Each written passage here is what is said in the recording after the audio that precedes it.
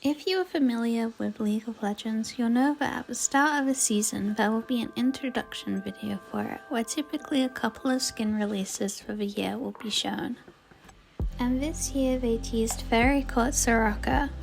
Now I knew instantly I wanted to make this skin and promised myself when it was announced for PvE, I would allow myself to stop working on any current cosplay projects and instantly start on Soraka. So come April 30th, when we were shown these skins for PvE, I did exactly that, and so I introduce you to the start of my series of making my faerie Soraka cosplay. So it is the first full day of being able to work on faerie Soraka. Obviously, it came out yesterday evening. I started modeling the horn last night, so I think my aim for today is to get this completely done. It's nearly 11 right now, so I think I'm just gonna sit down and try and get it finished in the next hour so that I can get it on the print bread, and hopefully it won't take more than 9 hours. I'm hoping. I'm kind of aiming for 6 but who knows, it's gonna be quite long, so it could take quite a while to print out. So I'm starting with the horn, as when I began making this, the HD turnarounds of the whole skin weren't available yet, but I could see the horn with pretty accurate proportions in the splash art. I'm making the horn in Blender. Blender is a pretty new skill for me, so I'm still in the learning stage, but this horn model was one of the first things that I felt some confidence in whilst making, ever since I started using the program in November. Once the model was finished, I went to go and set up my 3D printer. I'm using an older model of the Ender 3 Pro. I think it's a great model for getting started in printing. My dad kindly gave it to me in October, however half a year into using it, and I'm thinking I'd like to look into upgrading by the end of the year. I am changing my filament out to this translucent glitter PETG. This is to try and achieve a crystal-like effect without using something like resin, which would be too heavy for a horn.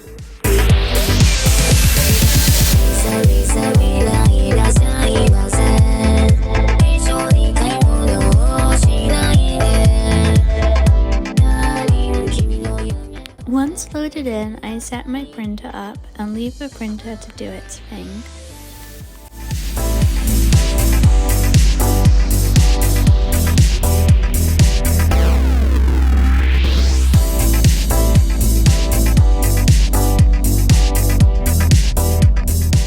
I come back the next morning to a finished print.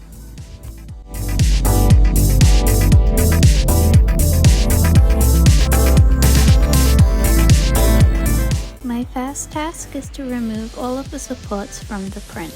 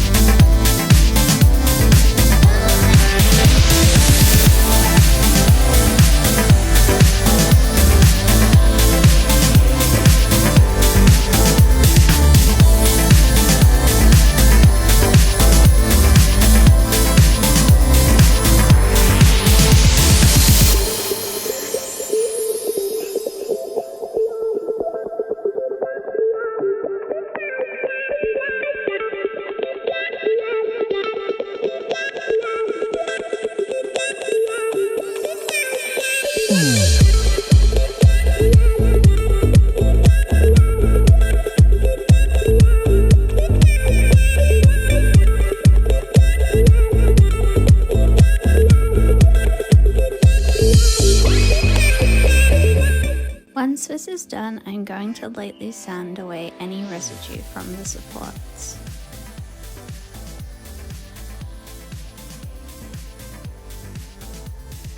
Please always wear at bare minimum a dust mask and goggles when sanding prints.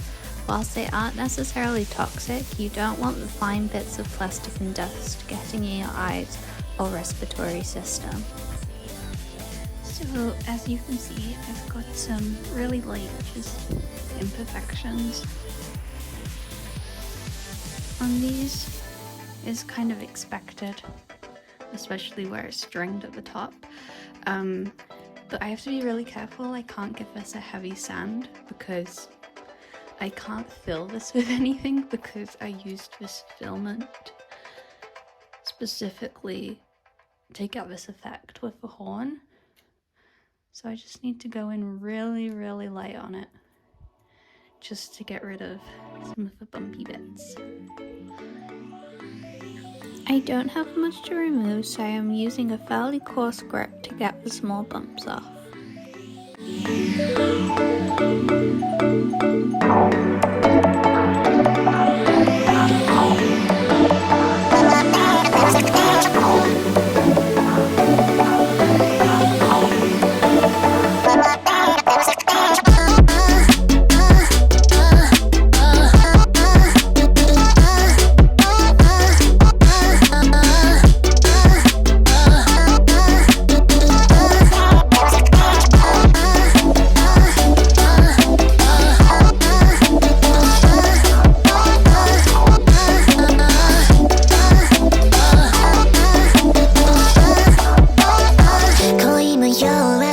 Once the imperfections are removed, I can start painting the gold details on.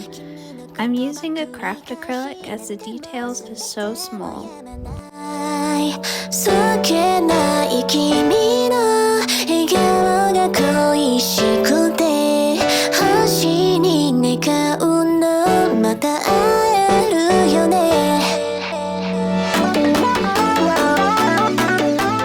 For my first layer of painting, I forgot to mask off my details at first, which was a very big mistake, as I have a very unsteady hand and had to remove a lot of the paint.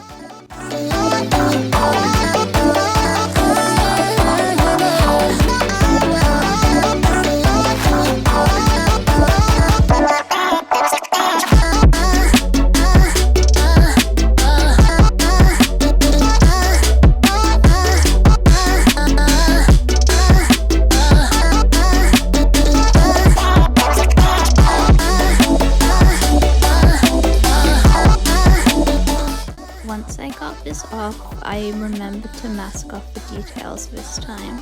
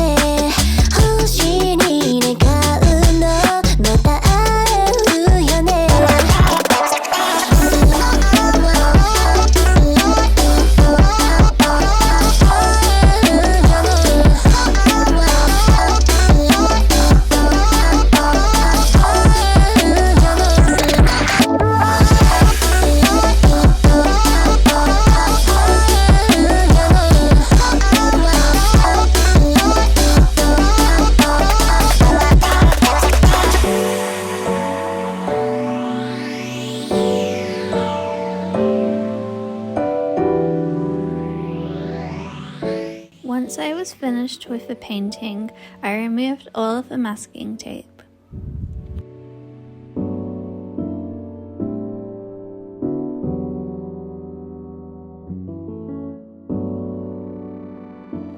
And then sprayed a layer of clear coat over it.